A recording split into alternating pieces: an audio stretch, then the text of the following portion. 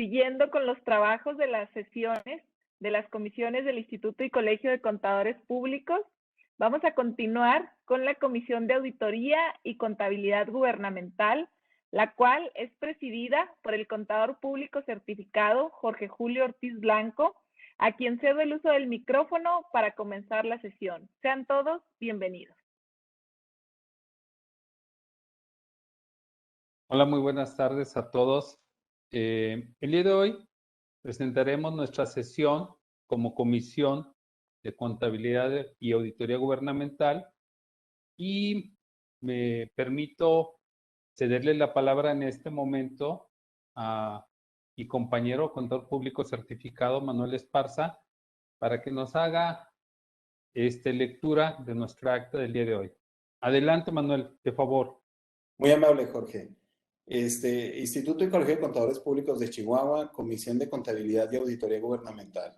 Se convoca a los integrantes de la Comisión de Contabilidad y Auditoría Gubernamental del Instituto y Colegio de Contadores Públicos de Chihuahua a la cuarta reunión de trabajo de forma virtual que se llevará a cabo este jueves 28 de octubre del 2021 a las 18:30 horas vía conferencia virtual, teniendo como anfitriones a alumnos y docentes de la Facultad de Contabilidad y Administración de la Universidad Autónoma de Chihuahua, organizada por el presidente de esta comisión, el CPC Jorge Julio Ortiz Blanco y el secretario CPC Manuel Esparza Subversa, y se desarrollará bajo el siguiente orden del día. Horario, 18:30, actividad bienvenida por parte del CPC Jorge Julio Ortiz Blanco, presidente de la Comisión de Contabilidad y Auditoría Gubernamental. Posteriormente, en asuntos a tratar, tendremos sesión de trabajo para analizar puntos relevantes en la elaboración de estados financieros bajo la normatividad de la Ley General de Contabilidad Gubernamental, y se tiene programado concluirlo a las 20 horas y dando el cierre. A 28 de octubre del 2021, atentamente, Jorge Julio Ortiz Blanco y Manuel Esparza Subversa. Te cedo la palabra, Jorge. Bueno, buenas tardes a todos. Muchas gracias, Manuel. Bienvenidos a todos mis compañeros de la Comisión de Auditoría y Contabilidad Gubernamental, a todos los alumnos que estarán presentes el día de hoy y maestros, perdón, que estarán presentes el día de hoy en nuestra sesión donde tocaremos temas muy importantes acerca de la preparación o tópicos importantes en toda la preparación de los estados financieros conforme a la Ley General de Contabilidad Gubernamental. Entonces, ¿podemos iniciar, Manuel, de favor? Claro, Jorge. Iniciamos entonces con el análisis de lo que son los criterios para la elaboración de los estados financieros para efectos y de acuerdo a la Ley General de Contabilidad Gubernamental. Sí. No sé, Jorge, si tú me apoyaras en presentar el material. Sí. ¿O quieres que lo... Sí, ok, perfecto. Entonces, adelante, Jorge. En este momento ya está presentando, ¿verdad? Sí, Jorge, ahí está. Bueno, los puntos de la sesión del día de hoy que nos comentaba el contador público Manuel Esparza, vamos a ver de manera general cómo está conformada la Ley General de Contabilidad Gubernamental, los antecedentes, un poco de antecedentes, los criterios a cumplir en la elaboración de los estados financieros, cuáles son esos estados financieros que debemos producir, tanto los contables como los presupuestales.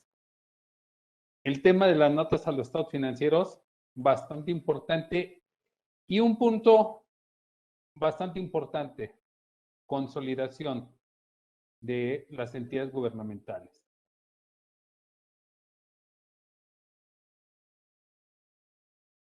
Esta es la presentación. Del lado izquierdo ven una columna verde y abajo una columna de otro color. Es como está la ley.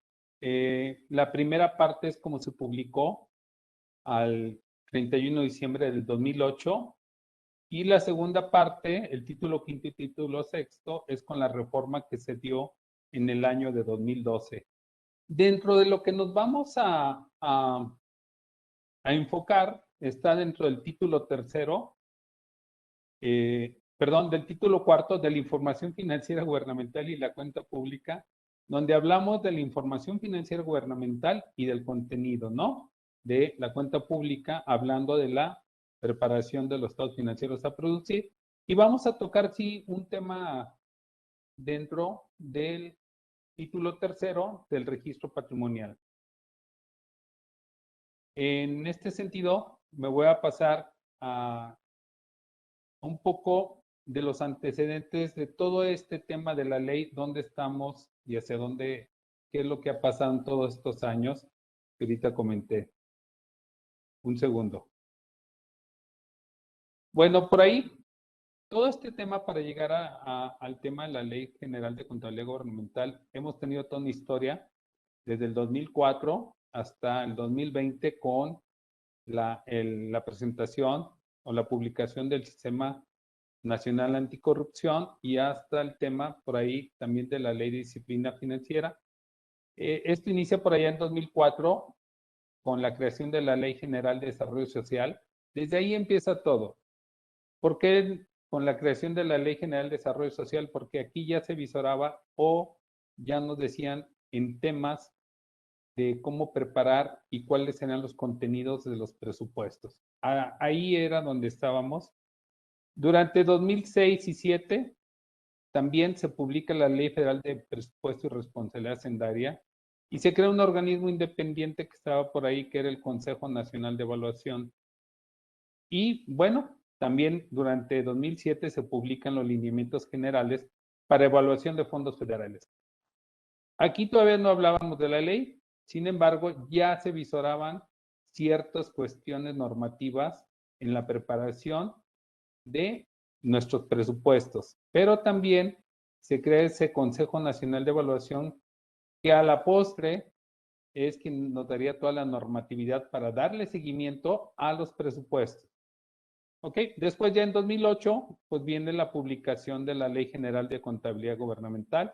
Durante 2009 a 2014, bueno, el Consejo Nacional de Armonización Contable publica pues bastantes documentos para llevar a cabo toda la guía de cómo deberíamos hacer o cómo debería de llevarse a cabo el registro de las operaciones contables y presupuestales. Por ahí en 2012 está el decreto de reforma que ahorita comenté. Y algo muy importante, del 2013 se publican los lineamientos para la construcción y diseño de indicadores conforme a la famosa metodología del marco lógico a través de la matriz de indicadores. Bueno, entonces, por ahí en 2015-16 viene un tema también muy importante. Viene y se obliga a evaluar los programas presupuestarios, pero ya con el tema de que lo haga un externo, ¿sí? Esto fue muy importante porque aquí es donde entramos nosotros los contadores y que podemos llevar a cabo estos trabajos. También en este sentido, y bueno, ya para terminar, pues entre 16 y 2020 se publica todo el Sistema Nacional Anticorrupción y la Ley de Disciplina Financiera. Y todo esto, les comento, es en cumplimiento con la parte presupuestal y la parte contable conforme a la Ley General de Contabilidad Gubernamental. Me voy a permitir pasar a la siguiente. Ahora sí, vamos a hablar de criterios a cumplir en la elaboración de los estados financieros. Y bueno, me voy a permitir explicar muy brevemente algunos artículos de la ley, como el artículo 16, 17, el 44 y 45, que básicamente nos habla de cumplir o tener en cuenta, ¿sí? En nuestro registro de las operaciones, en la preparación de los estados financieros, ciertas características o criterios, ¿sí? Que serán usados en la preparación de la información presupuestal y la información contable. En este sentido, le quisiera ceder la palabra a mi compañero Manuel Esparza o a quien quiera tomar la palabra, compañeros, en dar su opinión sobre estos temas de criterios que se asemejan mucho, Manuel, o alguno de mis compañeros que me corrijan, con esas cuestiones cualitativas que nos marca la norma de información financiera, ¿no? En su marco conceptual. Adelante, Manuel.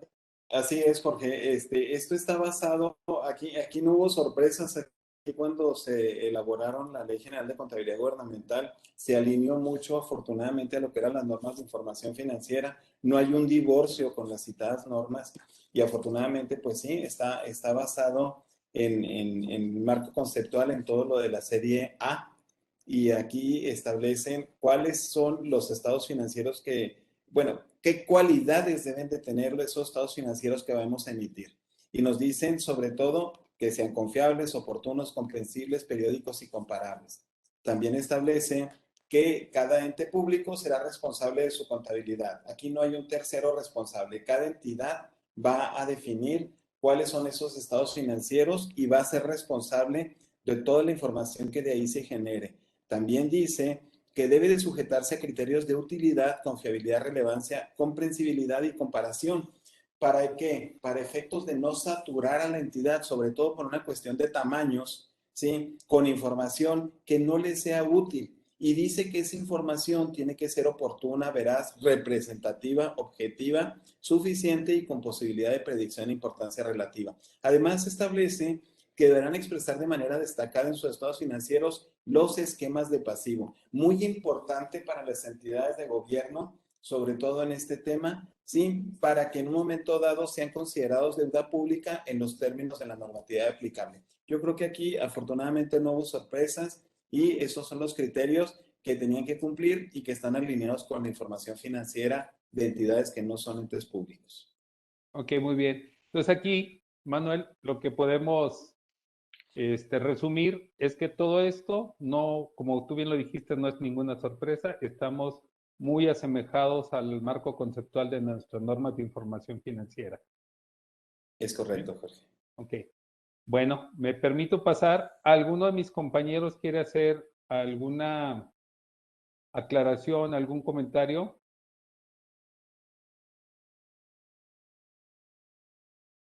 Bueno, podemos seguir. ¿Cuáles son? Ya Manuel nos explicó ahorita bastante bien cuáles son todas esas cualidades que debemos de cumplir en la preparación de los estados financieros. Ahora, ¿cuáles son? Aquí, no sé si haciendo un preámbulo, pues nosotros conocemos que son 4 estados financieros básicos bajo las normas de información financiera y sus notas. Entonces, hasta ahí todo está bastante bien. Sin embargo, vamos a ver cuáles son los que tienen que preparar las entidades del sector público y nos vamos a llevar a lo mejor ahorita con los alumnos, digamos, una sorpresa por el número de estados financieros a producir. Un segundo. Aquí está. Esta es una parte de todos los estados financieros que vamos a producir. Esto habla, son 3 artículos, nada más quiero comentar algo rápido, el artículo 46, 47 y 48. El 46 es a todos los estados financieros que debe producir en lo relativo al nivel de la federación. El artículo 47 a nivel de entidades federativas y el artículo 48 a nivel municipios. En este sentido, había comentado que eran 4 estados financieros básicos. No sé, José Carlos Bolaños o si Alberto o Marta, quien quisiera hacer un comentario de toda esta información financiera que tenemos que producir, tanto contable como presupuestal. ¿Alguien quisiera tomar la palabra?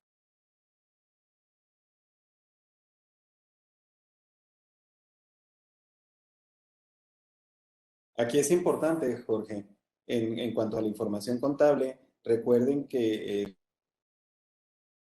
el principio básico es que hay que ver cuál es la utilidad, qué es lo que se pretende mostrar en esos estados financieros. Entonces, lo que se establece es de que tenemos nosotros en los primeros es todo lo que son estados de actividades de situación financiera, de variación en la hacienda pública. Esos sí son básicos, esos sí se necesitan forzosamente contar con ellos, con ese juego de estados financieros, todas las entidades públicas.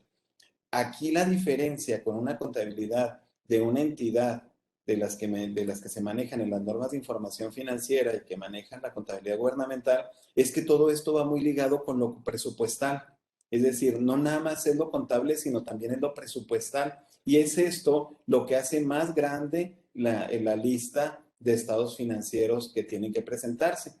Normalmente, pues aquí, en el caso de los estados financieros básicos, no hay sorpresas tampoco, llegamos hasta las notas a los estados financieros, pero ya en la presupuestaria es en donde entran otro listado en el que en una contabilidad tradicional no estábamos acostumbrados a ellos, y es el estado analítico de ingresos, el estado analítico del ejercicio del presupuesto, ¿sí? El endeudamiento neto, los intereses de la deuda y lo que es un flujo de fondos. Entonces, como que es esta parte presupuestal la que hace que se extiendan esos estados financieros.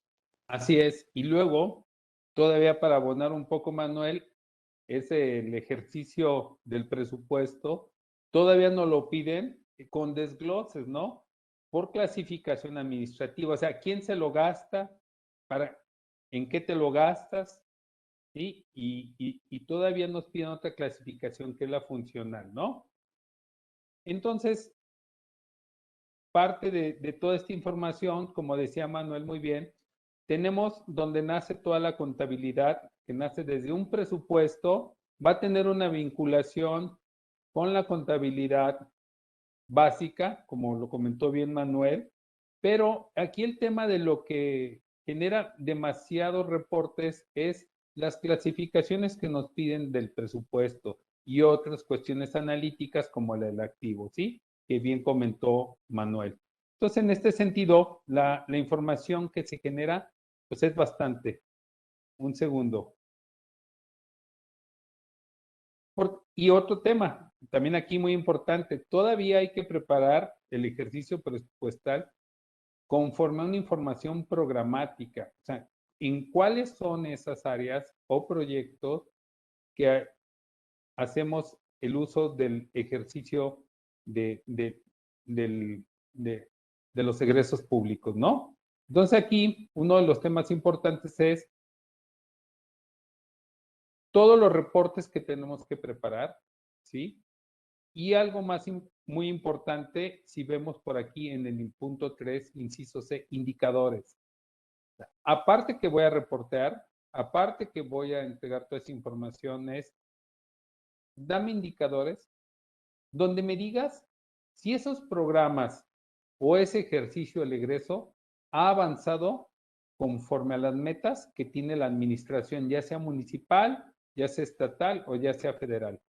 Dime cómo ha ido evolucionando. Y luego, ¿esto para qué? Oye, para medir si al final hay un impacto o no en la cuestión social, ¿sí? Porque al final todos los organismos pues, se dedican a una función de dar servicios a la comunidad, ¿sí? De alguna u otra forma.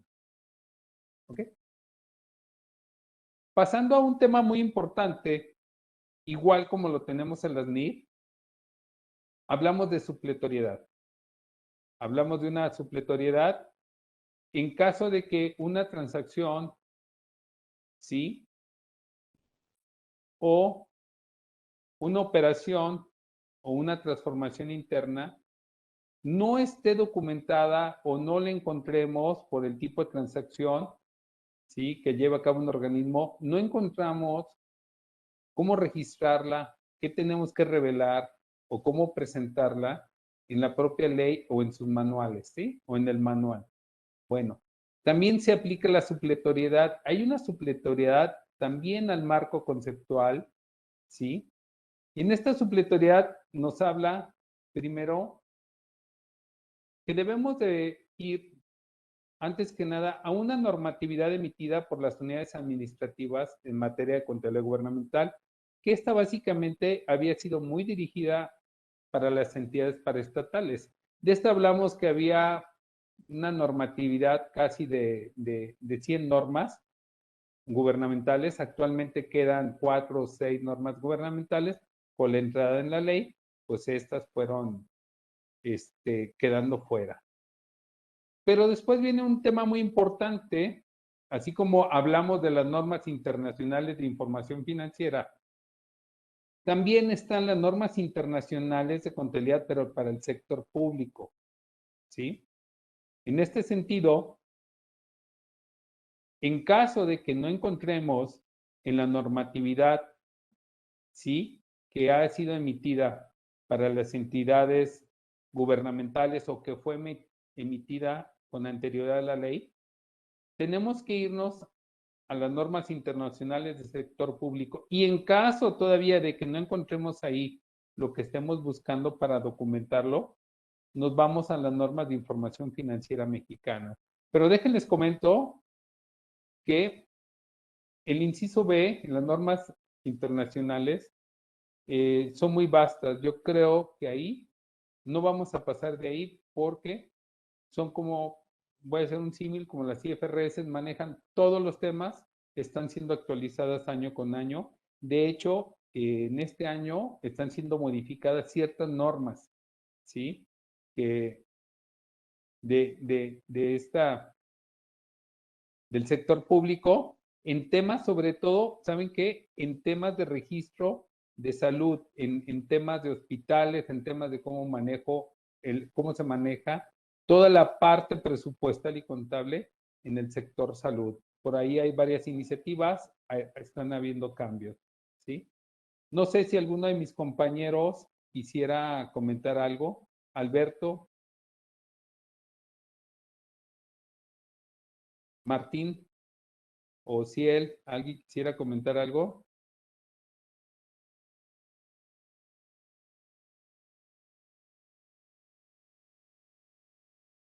Bueno, también si alguien tiene una pregunta o por el chat, con todo gusto, aquí estoy verificando el chat si hay una pregunta, un comentario para atenderlo. En el tema de, pasando a las notas, a los estados financieros, también las normas de información financiera por ahí nos dan todas las reglas generales y las reglas específicas, pero también nos dicen cuáles son las revelaciones generales para estados financieros o las revelaciones específicas ya en la normatividad, en las NIF de la CDC, Serie D, ¿sí? Bueno, aquí nos dan una guía de cuáles son las notas, ¿sí?, que se deben de preparar, ¿sí?, para los estados financieros del sector gubernamental. Y aquí viene un tema muy importante en el artículo 49. Y viene, por ejemplo, incluir la declaración de responsabilidad sobre la presentación razonable de los estados financieros. Esto también es parte de las NIF. Esto también lo hacemos en las NIF. Entonces, esto es algo que no cambia mucho. En el punto 4, por ejemplo, algo que comentó Manuel sobre los pasivos, que es contener información relevante del pasivo, incluyendo la deuda pública, que Manuel lo comentó hace unos momentos. También, en el punto 6, fíjense, dice proporcionar información relevante y suficiente, ¿sí?, relativa a los saldos y movimientos de las cuentas que están en los estados financieros. Y luego viene algo más, dice, así como sobre los riesgos y contingencias no cuantificadas, o bien de aquellas que, aun conociendo su monto por ser consecuencia de hechos pasados, no ha ocurrido la condición o evento para su registro. Estamos hablando de contingencias, ¿sí? No sé, en este sentido, algo que nos llame la atención, yo pienso que aquí uno de los puntos importantes es la declaración de la responsabilidad de la presentación razonable y el tema de los riesgos. Sí, es algo que yo considero que en los organismos no se ha hecho las revelaciones sobre los riesgos, porque decimos, oye, no, o sea, un organismo no tiene riesgos, pero sí puede tener ciertos riesgos, ¿sí? Y no se han hecho esas revelaciones. Yo considero que debemos tomarlo muy en cuenta. Jorge, Adelante. aquí quisiera agregar algo que, pues, en la práctica se da mucho que agarran esta guía, incluso formato perdón, de notas a los estados financieros, y es importante decir que deben de ser personalizadas. ¿Y qué son las notas? Son obligatorios, es otro reporte como con la misma importancia del estado de posición financiera, con la misma importancia del estado de actividades, no sé, de lo básico, y que son complemento de todos los estados financieros. Entonces, hay veces que las tenemos o las incluimos tal cual como a veces nos dan formatos o nos dan guías, y aquí pues el detalle es que precisamente complementan a los estados financieros y deben de ser personalizadas. Yo creo que eso es, y como bien dijeron, tiene que revelar cosas o situaciones que ayuden a interpretar o a saber la situación de la entidad que por la que está pasando el ente gubernamental. Entonces, yo creo que eso es, pues, notas son básicos, ¿sí? Sí, está muy bien. Y tienes razón, Marta. Algo que hemos encontrado es que toman el formato y luego si algo no les aplican le ponen NA. Sí. Sí. Sí. Eso hay que destacarlo. Lo que acaba de comentar Marta es destacable totalmente porque hay que personalizarlas. Totalmente de acuerdo. Eso es muy, muy importante. Y aquí para los alumnos que nos están escuchando, es que igual que como las NIF, las notas son, ¿sí? De esa operación, de esa entidad. Digo, aquí lo que nos comenta Marta es, hay que personalizarlas. Si esto es lo que me dan en un documento que emiten en nuestro Consejo Nacional de Armonización Contable, pero no necesariamente tengo que irlas aplicando de una en una, sino no me aplica, pues no la tengo por qué destacar, ¿sí? O sea, no ponerle NA, sino aparte personalizarlas, porque luego nos encontramos, Marta, no sé si te ha pasado, que como viene casi que la redacción, así lo ponen, o no destacan algo más. Sí, de hecho. O también me ha tocado que desglosan dentro de las mismas notas, desglosan lo que ya viene en el estado financiero. O sea, no son notas para integrar partidas o integrar saldos. A lo mejor algunos sí, y deben de serlo pues lo relevante, la información que se está emitiendo y generando lo amerite. Sí, no es sacar notas por sacar o integrar saldos por integrar. Entonces debe de ser, acuérdense del punto número 6, información relevante y suficiente. ¿Sí? Pero inclusive, Marta, no solamente que provengan de los estados financieros, sino, por ejemplo, las contingencias y compromisos, que esas no van a estar registradas porque pues, tienen la característica de ser contingentes, también tienen que mencionarlo. Es decir, no nada más incorporar a las notas lo que tiene de alguna manera o el desglose de un rubro, sino también tienen que mencionar eso de los riesgos o contingencias que no han sido cuantificados, que no han sido contabilizados, pero que están en la entidad. Y muy interesante lo que comentas, Marta, porque efectivamente a las entidades pues hay que enseñarles los 3 tipos de notas que más adelante lo va a ver Jorge, pero no nada más son las de desglose, que son las que ahorita estábamos comentando con todos los errores que tienen, sino están las notas de memoria, que son las de cuentas de orden, y las notas de gestión administrativa. O sea, si no llenan las de desglose o mal las llenan, ¿te imaginas ahora si les decimos que llenen las notas de memoria, las notas de gestión administrativa? O sea, no, eso es el acabose. Sí, sí me explico. Entonces, concuerdo contigo, Marta. Yo creo que ahí sí falta mucha atención en la forma en cómo tienen que hacer la revelación. Realmente las notas es eso, ¿verdad? Un complemento a los estados financieros que al lector de los mismos les da como que un sentido de por qué está la información presentada de esa manera. Coincido totalmente contigo. Un área de oportunidad muy grande ahorita en las entidades, porque no estaban acostumbrados ya de la contabilidad gubernamental para atrás, o en los primeros años no estaban acostumbrados a emitir notas, muchos no saben ni siquiera. Así es. Total que cuando nos presentan las notas que acompañan los estados financieros, a veces es una hoja y si nos va bien son dos. Sí. Pues, Sí. Muy bien. no sé si Sí, razón. sí, totalmente de acuerdo, Manuel y Marta.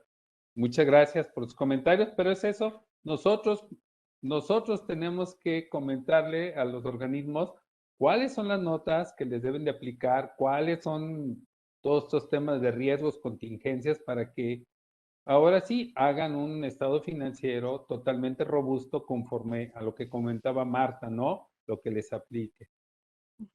Ok. Muchas gracias por sus comentarios. Y aquí está lo que comentaba Manuel ahorita. Hay 3 tipos de notas que deben de acompañarse, sí, que son las notas de desglose que ahorita Marta y Manuel lo comentaron. Están las notas de memoria sobre unas cuentas de orden y las notas de gestión administrativa, ¿sí?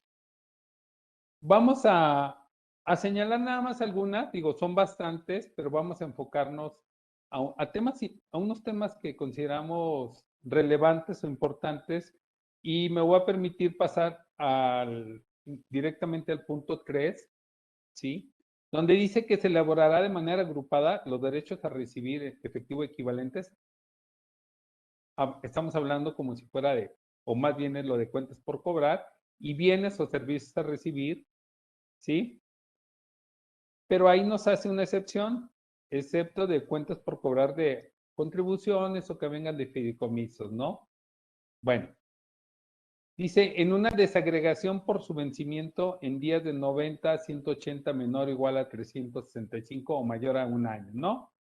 Y se informará, aquí adicionalmente dice, se informará de las características cualitativas relevantes que le afecten a estas cuentas. En este sentido, y ahorita lo comentaban mis compañeros, a veces las notas están siendo muy, muy cortas y aquí lo que nos pide es que le digamos cómo se van a obtener o cómo van a entrar los flujos de efectivo con base a esos días o vencimientos.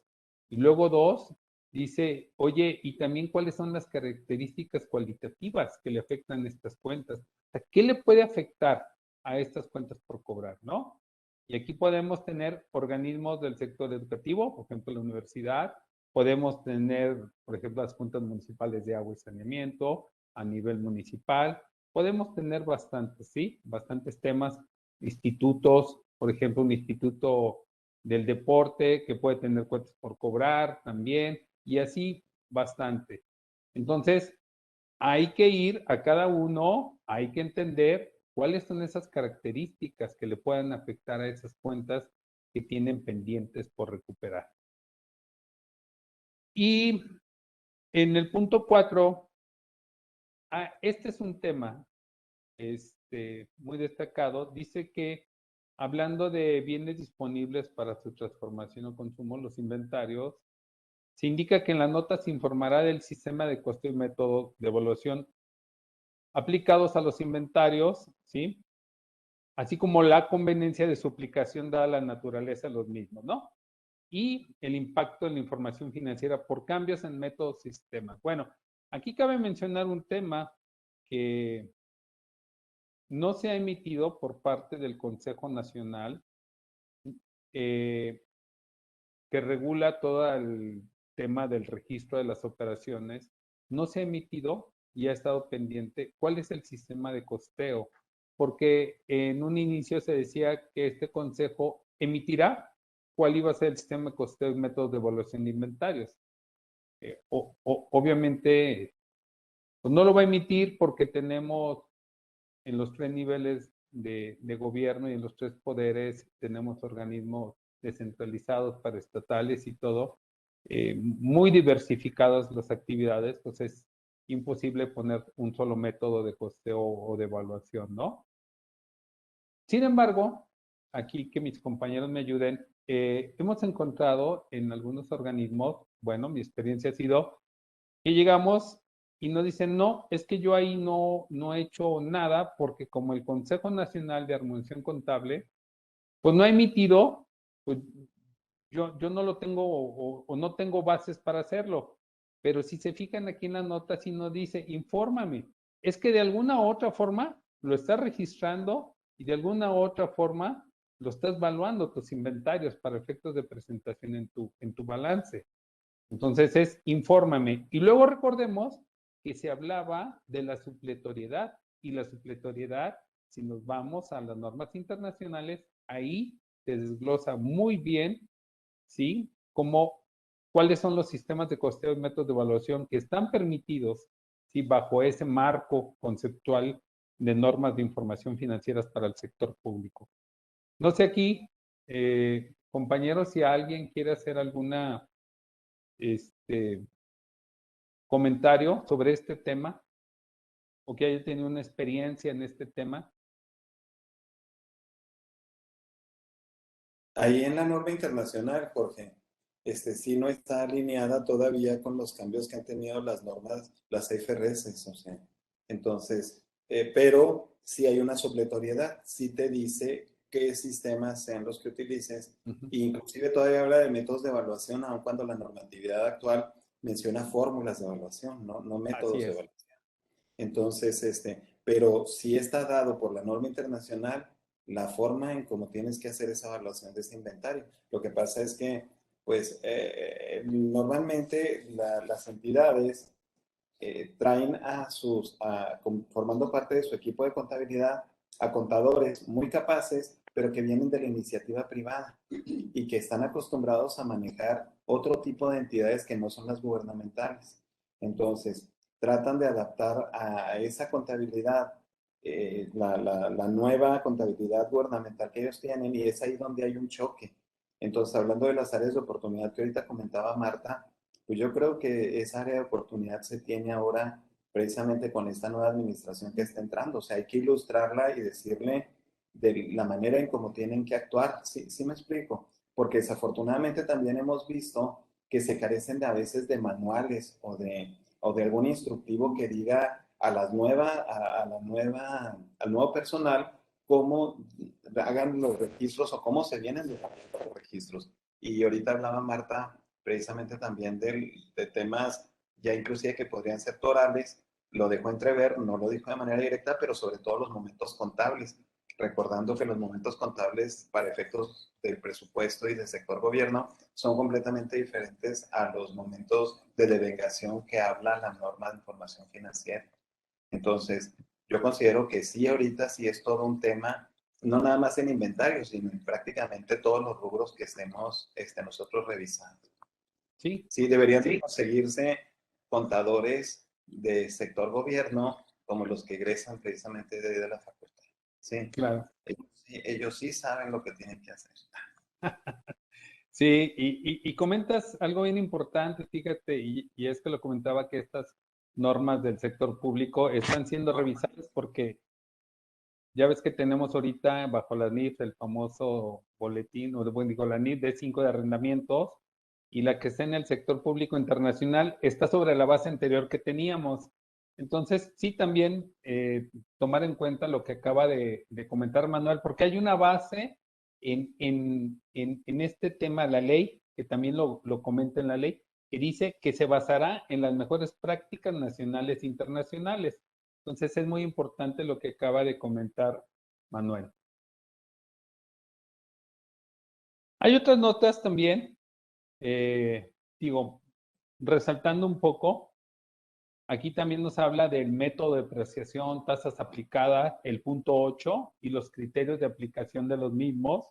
Y luego habla y se informará de las características significativas del estado en que se encuentran los activos. Bueno, aquí también yo creo que Manuel lo va a comentar o Marta, mis compañeros, sobre este tema. Hay una guía que sacó también el Consejo Nacional, ¿sí? Hay una guía para cuáles son las tasas de depreciación y las aplicamos tal cual. No, es una guía. Nosotros tenemos que ver cuáles son los usos que le damos a los activos y estimar una vida útil. Y hemos aplicado la guía como si nos aplicara igual en todos los organismos, ¿no? Esto es un tema. Y el otro, algo muy importante, es el punto 10, informará los criterios utilizados para determinar estimaciones. Y ahí habla de estimación de cuentas incobrables, de inventarios, de deterioro de activos biológicos y cualquier otro que aplique, ¿no? Entonces también es muy importante. Y son cosas que no se están, ustedes lo están diciendo muy bien, Manuel, son temas que no se están resaltando en las notas a los estados financieros, estos temas, y que son muy importantes porque pues muchas de estas cuestiones de estimaciones pues se basan en el juicio, ¿no? Y cuáles son los supuestos que utilizó la administración para llevar a cabo estas estimaciones. Entonces, en este sentido, Sí, tienes toda adelante, la Manuel. razón. Sí, y sí, nada más, perdón, para hacer aquí una aportación, Jorge. Sobre todo porque anteriormente la contabilidad no gubernamental se manejaba a través de ingresos y egresos. Era así como se manejaba y así estaban acostumbrados. Viene la contabilidad gubernamental y la base principal de la contabilidad gubernamental, adicional a incorporar los presupuestos, es que era una contabilidad patrimonial. ¿Qué significa? Que tiene que haber un activo, tiene que haber un pasivo y tiene que haber un patrimonio. Entonces, allá a las entidades se les dijo, oye, pues, si no tienes, por ejemplo, valuados tus bienes muebles e inmuebles, porque anteriormente se consideran como parte de los gastos y los desembolsos que hacían, y ahora te obligan a montarlos en un balance y a sujetarlos a reglas de depreciación, te dicen, bueno, pues entonces empieza con un inventario de activos y ya una vez que tengas ese inventario de activos, asígnales un valor. Y para eso, la misma CONAC y las que regulan la contabilidad gubernamental establecieron los mecanismos para poderle dar ese valor a esos bienes. Porque inclusive dentro de los bienes muebles e inmuebles existen bienes históricos que son invaluables, o sea que no hay forma de determinarles un valor. Entonces, pero obviamente pues también es necesario tenerlos en el radar y de modo de demostrar de que efectivamente forman parte de la propiedad del ente que estamos en este caso mostrando. Entonces te digo, sí cambia completamente el esquema y pues en eso estamos, ¿verdad? Se va avanzando en estos temas. Sí. Aquí también yo creo que hay que recordar que la normatividad en cuanto a las reglas de evaluación y en sí en toda la normatividad que debe de aplicar aquí es el criterio prudencial, o sea, tener en base a esas estimaciones, a esas depreciaciones, a estas tasas, a todo lo que vamos a aplicar aquí, el criterio de lo más conservador para que se vea y que reflejen los estados financieros y las notas, pues lo más apegado a la realidad y no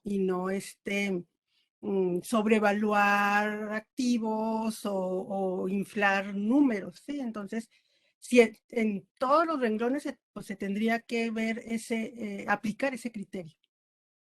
Y sobre todo el de la importancia relativa, ¿verdad, Marta? Porque tú no te vas a poner a evaluar Sí. activos que realmente no vale la pena darles un valor en ese momento porque a final de cuentas no hacen diferencia en ese estado financiero.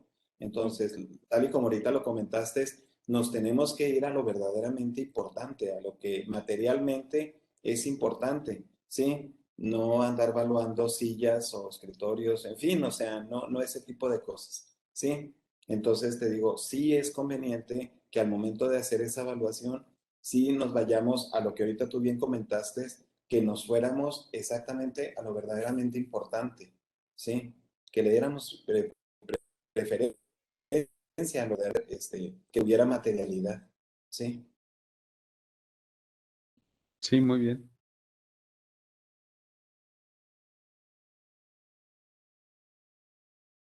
Luego vienen unos temas de pasivos que en el primer punto nos pide también igual cuáles son la desagregación conforme al vencimiento, como nos lo pedía en cuentas por cobrar. Y el punto 2 es importante destacarlo debemos de informar, o el organismo debe informar cuáles son esos recursos, ¿sí?, que tiene la entidad, le llaman fondos de bienes de terceros en administración. En este sentido, me voy a permitir dar un ejemplo rápido. Se reciben ciertos recursos, ¿sí?, donde tienen ciertas reglas de operación y donde yo voy a ser un administrador de esos recursos, dado que debo de cumplir con esas reglas, ¿ok? Entonces, esos fondos que nos dan y que estamos en administración, nos pide que debemos de llevar o debemos de revelar la naturaleza de dichos recursos, cuáles son esas características cualitativas significativas que le afecten o pudieran afectarle, ¿sí? En pocas palabras es, dime qué tipo de recursos son, cuáles son las reglas de operación, ¿sí? Y sobre todo, dime cuándo los vas a ejercer tanto en el corto como en el largo plazo. Esto es muy importante, ya que bastante de los recursos que reciben, por ejemplo, las universidades, bastante de estos fondos son dados con reglas, los cuales tienen que cumplir cuando los ejerzan.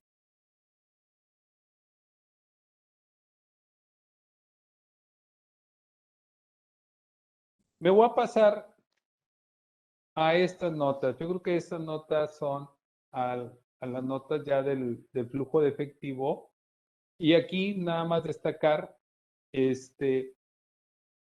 lo que nos pide aquí es que presentemos un análisis de las cifras del periodo que estamos auditando, digo, estamos presentando, perdón, me puse inmediatamente en la cachucha de auditor. El organismo está presentando el año actual comparativo con el año anterior, ¿sí? Que presentemos básicamente al final del ejercicio una composición del rubro de efectivo utilizando el siguiente cuadro. Miren, básicamente nos pide, oye, ¿cuánto tienes en efectivo en bancos? ¿Sí? Si tienes algunas dependencias, organismos descentralizados, ¿cuánto tenemos en inversiones? ¿Cuánto fondos con afectación específica? Esto es lo que acabamos de ver ahorita con fondos en administración, ¿sí? Y luego lleguemos a un total de efectivo equivalente de efectivo. Quiero destacar esto porque en la lámina anterior que vimos eran el pasivo de esos fondos en administración. Aquí dice depósitos de fondos de terceros en garantía de administración. Debemos de tener cuidado que lo que quedó aquí en la cuenta del activo es lo que tenemos pendiente de ejercer en el pasivo. Entonces, son pequeños detalles, pero que debemos de estar cuidando, y esta sí es una nota de desglose muy importante. Otro tema muy importante que nos pide, miren, es presentar la conciliación de los flujos netos de las actividades de operación y los saldos que partimos o debemos de partir de los resultados del ejercicio. Aquí nos pide igual, a ver, dime cuál fue el resultado del ejercicio, si fue un ahorro o un desahorro. Para los alumnos, si era una utilidad o una pérdida, ¿sí? Luego dime cuáles son aquellas partidas que no afectaron el efectivo, pero que ya están incrustadas o te están afectando tu utilidad o tu pérdida, ¿sí? ¿Cuáles son las comunes? Depreciación, amortización, incrementos en las provisiones, ¿sí? Cualquier cuestión que hayamos afectado en inversiones por temas de revaluación, ganancias o pérdidas en venta de bienes y algún incremento que tengamos aquí, dice, en cuentas por cobrar, ¿sí? Y debemos llegar a unos flujos de efectivo netos de las actividades de la operación. Esto nos tiene que coincidir muy bien con el estado de flujo de efectivo. Tiene que hacer totalmente una concordancia con nuestro estado de flujo de efectivo. No sé si aquí alguien de mis compañeros quisiera hacer un comentario. Bueno, me voy a permitir pasar a estas dos notas. Perdón, adelante. No, Jorge, nada más es que realmente no hay mucho que comentar con respecto a esto, porque pues es el acomodo de de las cifras que presenta la entidad. Entonces, pues nada más así como lo hiciste es ver, o sea, enumerarlas, mencionarlas y pues nada más saber que tienen que estar incorporadas a las notas, ¿verdad? Claro. Porque entran detalles, pues sí, yo creo que ahorita para efectos de la plática pues perderíamos la atención de los asistentes. Claro. Después hay un tema muy importante que nos pide que conciliemos, que son básicamente los ingresos del presupuesto y conciliemos con los ingresos contables. Igual nos lo pide para los egresos presupuestarios que lleguemos con los gastos contables. Estas dos notas, digo, todos los organismos la han estado presentando, pero aquí hay ciertos temas que tenemos que tener cuidado y que tenga concordancia con otros estados, por ejemplo, con el estado de flujo de efectivo, ¿sí? Con el estado analítico del activo, con otros estados. Estas dos notas son muy importantes cuando las llenamos o las llena el organismo, tenemos que revisarlas con mucho cuidado, o aquellos que trabajamos en el sector público trabajan, que tenga concordancia con otros estados, ¿sí?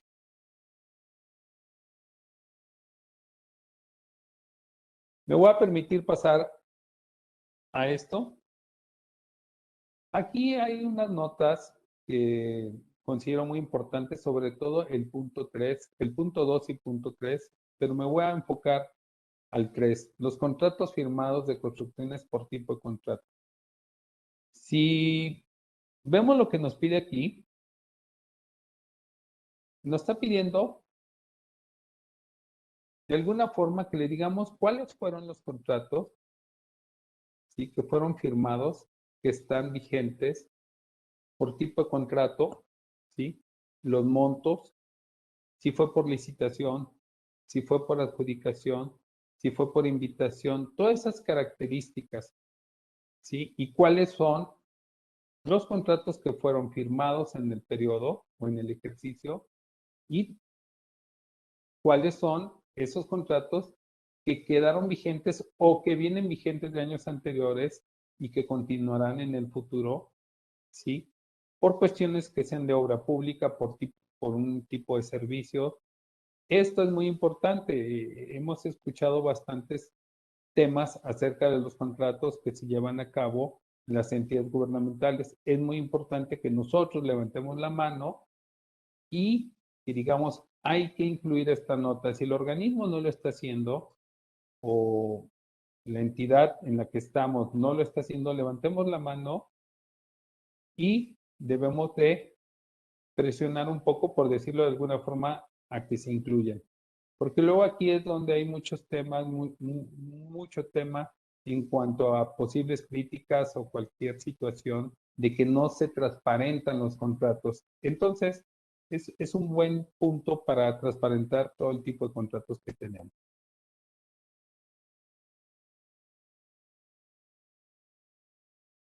Jorge, ¿le puedes dar para atrás? Perdón, eso, ahí mero. También es importante en notas de memoria tener en cuenta lo que son los valores, los avales y garantías. Es que realmente en ocasiones no son informados. Los juicios, porque también esto es importante saber qué tantos juicios tiene la entidad. A veces tiene muchos juicios laborales pendientes y pues sí es una buena cantidad la que se tiene que revelar. Y también otro de los puntos, fíjate que los bienes concesionados o en comodato, hay activos que forman parte del patrimonio de la entidad, pero los están utilizando otras entidades o otras personas. Entonces, todo esto es parte de esas notas de memoria y se tienen que revelar, son importantes. Sí, Manuel, tienes toda la razón, me brinqué. Pero sí, el tema de los juicios en todos los organismos debe haber un tema de entrada de temas laborales, ¿no? Más otros que tengan. Entonces, muchas gracias, Manuel. Y luego en lo que mencionaba Manuel también y Marta, en temas de notas de la gestión administrativa, hace unos momentos que decían que a veces las notas son muy cortas. Fíjense, en el punto, me voy a permitir pasar al punto 2, al panorama económico y financiero. Miren, dice, se informará sobre las principales condiciones económicas financieras bajo las cuales el ente público estuvo operando y las cuales influyeron en la toma de decisiones de la administración, tanto a nivel local como federal. Aquí cabe destacar, por ejemplo, el año pasado, muchos de los recursos de los organismos se tomaron para temas de la pandemia. Entonces, uno de los temas que yo esperaría que se tengan que estar informando o que se informaron, ¿sí? Y sería este tema. Había recursos disponibles para obra, para gasto corriente, y la instrucción fue totalmente vámonos al sector salud, ¿no? Por el tema de la pandemia. Entonces, todos estos temas son importantes que los tengamos en vista de cuáles son las condiciones económicas financieras o qué fue lo que le pudo afectar a este ente público o qué le favoreció también. Eso hay que también revelarlo.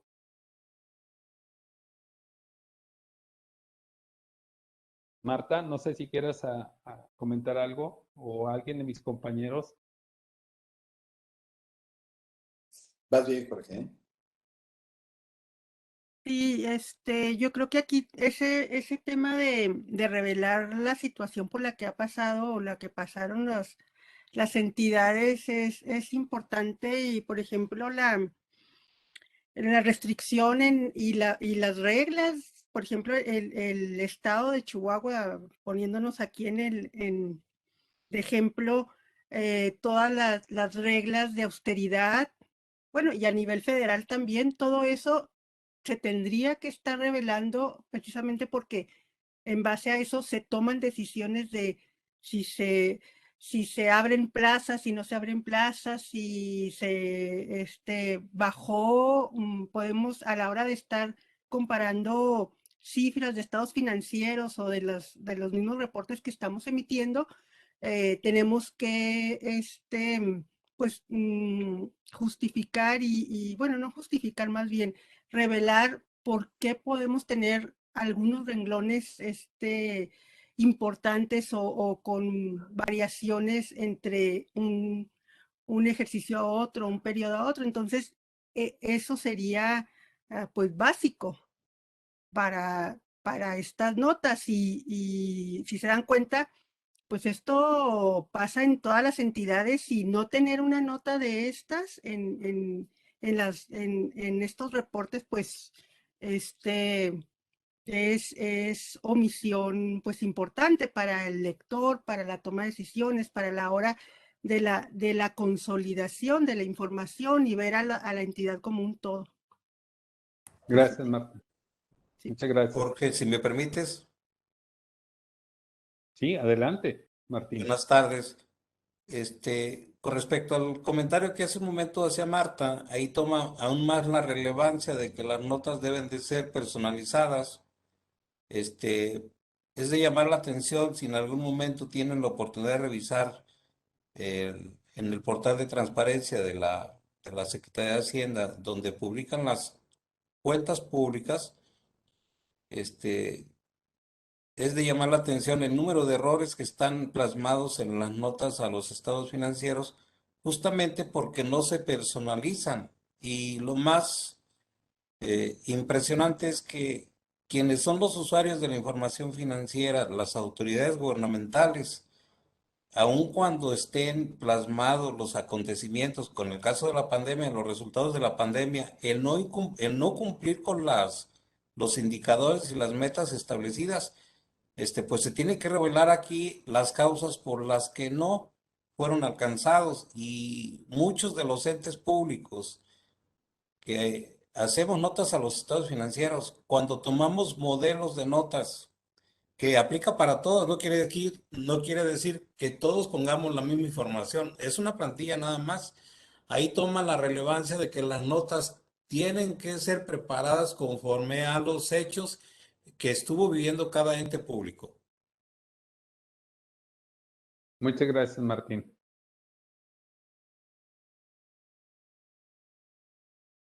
Bueno, después vienen otras notas que aquí ya han sido de alguna otra forma comentadas, que voy a obviar por por el tema del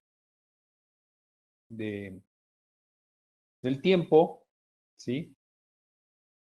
Voy a permitir pasar hasta esto, ¿sí? Y destacar una que me llama a mí mucho la atención, que es reporte de la recaudación, que menciona que se debe presentar un análisis del comportamiento, fíjense, de la recaudación correspondiente al ente público cualquier tipo de ingreso de forma separada los ingresos locales de los federales. Y B, inciso B, proyección de la recaudación, ingresos en el mediano plazo.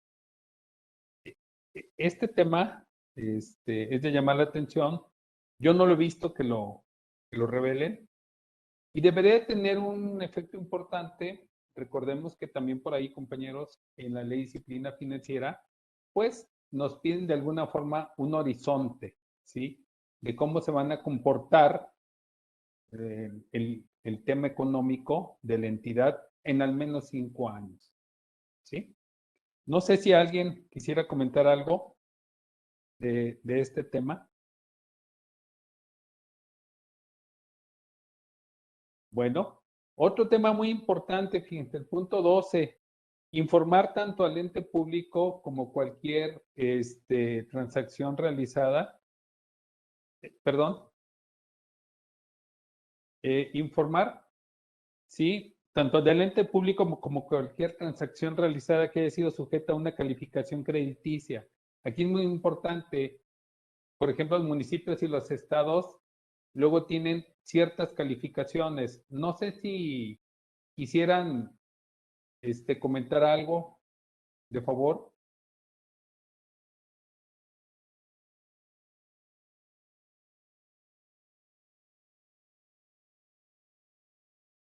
¿Alguien quisiera comentar algo? No, Jorge, yo no. Ok. Fíjense, también aquí en el proceso de mejora, en el inciso B dice medida de desempeño financiero, metas y alcance. Son temas muy relevantes que no están siendo revelados de manera muy pertinente o completa, por decirlo de alguna forma. Y me voy a permitir pasar al último punto, un punto bastante importante, el tema de la consolidación. Perdón, Jorge, si me permites, nada más había que agregar un punto ahí, a raíz de la armonización contable y por ahí desde el 2012, 2013, para la Administración Pública Federal, la Secretaría de Hacienda trabajó con el sistema de integración de la cuenta pública federal. Entonces, hace un ratito comentabas de la importancia de la conciliación tanto de los ingresos como los egresos presupuestales y que coincida con la contabilidad. Entonces, retomando un poquito el inicio, esto tiene que ver mucho con la obligación de adecuar los sistemas de contabilidad, establecer los sistemas de contabilidad que están en el artículo 17. Y en el artículo 37 profundiza un poquito sobre la obligación, sobre la estandarización, apegarnos a los planes de cuentas que establece la CONAC. Y esto va encaminado, va llevado a la mano de la instrumentación de la integración de la cuenta pública, que si bien es cierto, facilitó mucho la preparación de la cuenta pública, se hizo exigible a un informe más, que era el informe de las notas presupuestales. Entonces, en la actualidad, desconozco ahorita si en las administraciones estatales y municipales tengan la obligación de llevar las notas presupuestales. En la Administración Pública Federal, desde que se instrumentó la contabilidad armonizada y mediante el módulo de las que implementó la Secretaría de Hacienda, se hizo obligatoria la presentación de las notas presupuestales. ¿Y cuál era la obligatoria? ¿Por qué se hizo obligatorio? Porque justamente hacían un cruce, o se hacía un cruce con los estados financieros, también ya armonizados. Nada más quería comentar y agregar esa parte. No, muy bien, Martín. Muchas gracias. Luego viene el tema de la consolidación. El tema de la consolidación, aquí vamos a explicarle un poquito a los alumnos, vámonos a un ejemplo muy sencillo al municipio. El municipio tiene ciertos organismos descentralizados, por ejemplo, el Instituto Municipal de la Mujer, el Instituto Municipal del Deporte y así.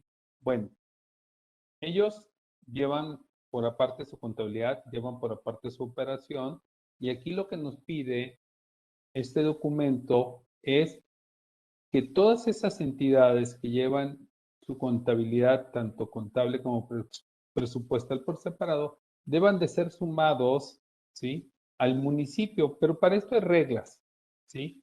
Y no todo se consolida. Entonces, en este sentido, ¿cuáles son los estados financieros a consolidar? No es una consolidación como la conocemos nosotros en la NIF B8, sino aquí nada más nos pide consolidar el estado de situación financiera, el de actividades, el de variación, el de cambio, estado de flujo de efectivo, que es como si sumáramos, como nos dice la NIF, los estados financieros básicos, aquí nada más viene el estado de cambios adicional, ¿sí? Y básicamente en esta presentación, en este slide, nos dice qué es lo que deben de consolidar, ¿sí? Pero me voy a ir a una regla aquí. ¿Quién debe consolidar? Dice, para el gobierno federal, debe ser la Secretaría de Hacienda y Crédito Público. Para la entidad federativa, la Secretaría de Finanzas o la Secretaría de Hacienda es equivalente, ¿no? Hoy en los municipios o en los ayuntamientos, la Tesorería Municipal o Secretaría de Finanzas Municipal o su equivalente, ¿sí? Y ahora sí, ¿qué es lo que vamos a consolidar de esto? Del estado de actividades, pues básicamente vamos a eliminar, por ejemplo, si el gobierno municipal, como ahorita lo comenté, envía recursos al Instituto Municipal de la Mujer o al Instituto Municipal del Deporte, cuando yo sume, ¿sí? Para el municipio, la tesorería municipal va a ser un egreso porque hubo una salida de dinero, pero para el Instituto Municipal de la Mujer va a ser un ingreso. Entonces dice, esas transacciones elimínamelas porque hay una relación de ingreso-gasto, ¿sí? Por transferencias, subsidios y otras cuestiones, ¿ok? Igual, en la parte del estado de situación financiera, pues vamos a eliminar los saldos que hay entre uno y entre otro, ¿no? Saldos deudores y saldos acreedores. En pocas palabras, cuentas por cobrar, cuentas por pagar, como lo conocemos, ¿sí? Pero también hay criterios, ¿sí? Para consolidar. Y aquí estos criterios dicen, deberán corresponder lo que yo voy a consolidar al mismo periodo contable y deberán contener todas las operaciones realizadas entre las fechas de inicio y cierre del periodo consolidado. O sea, deben de coincidir, ¿sí? En el mismo sentido, deben de estar los activos y pasivos a consolidar, ¿sí? Deberán estar expresados, valuados en los mismos términos, ¿no? Eso es muy importante. Y bueno, estos son, digamos, los criterios aplicables a la consolidación, digamos, importantes. Y luego ya nos pide cierta información contable, ¿sí? Consolidada, que son las notas. ¿Sí? No nos pide todas las notas, pero sí nos pide algunas notas que estén consolidadas, ¿sí? Y bueno, esto sería lo más importante, pero antes de pasar ahí, no sé, Marta, Manuel, Martín, alguien que quiera comentar algo del tema de la consolidación. No, Jorge, nada más que aquí en este tema sí hay muchos puntos torales que hay que vigilar, o sea, y ver que efectivamente pues la información individual se haya manejado de forma correcta, porque si no, al final de cuentas la consolidación pues de nada te va a servir. O sea, todos los estados financieros que vayas a incorporar, pues sí tienen que estar cumpliendo con todas las disposiciones que ahorita bien acabas de mencionar. Si alguno de ellos cojea de alguna de los puntos, pues eso puede afectar esa consolidación financiera que se pretende. O sea, eso sería lo que yo podría aportar. Sí, muy bien, Manuel. Sí, o sea, el tema es que algo que estaban comentando anteriormente es que todavía en ciertos organismos no sea un cumplimiento formal, ¿no? Entonces, si estos organismos no cumplen, pues yo cuáles son las mismas reglas que voy a consolidar, ¿no? Entonces tendría un problema muy importante. Y a nivel municipal, pues se pueden dar todavía un poco más, ¿no? No estamos diciendo que estén mal, pero sí habría que revisar. Y pues bueno, esa sería nuestra presentación. Sobre todo, perdón, Jorge, sobre todo porque en el tema de contabilidad gubernamental, pues todavía, digo, desafortunadamente no estamos uniformados en el manejo de esa contabilidad gubernamental. Entonces, ese es el grave problema que ahorita tenemos.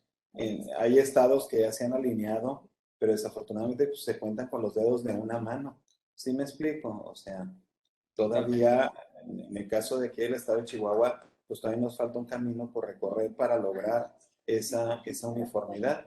Pero tenemos estados como, pues lo hemos visto, Guanajuato, Querétaro, inclusive a veces hasta la misma Ciudad de México, donde estos temas ya van muy avanzados y hasta los hemos tomado como ejemplo para efecto de algunos ejercicios que hemos hecho aquí en el estado de Chihuahua. Pero sí, ojalá que algún día pues lleguemos a estar a la altura de esos estados. Reiterarles el agradecimiento a todos los integrantes de la Comisión de Auditoría y Contabilidad Gubernamental por su participación y valiosas aportaciones.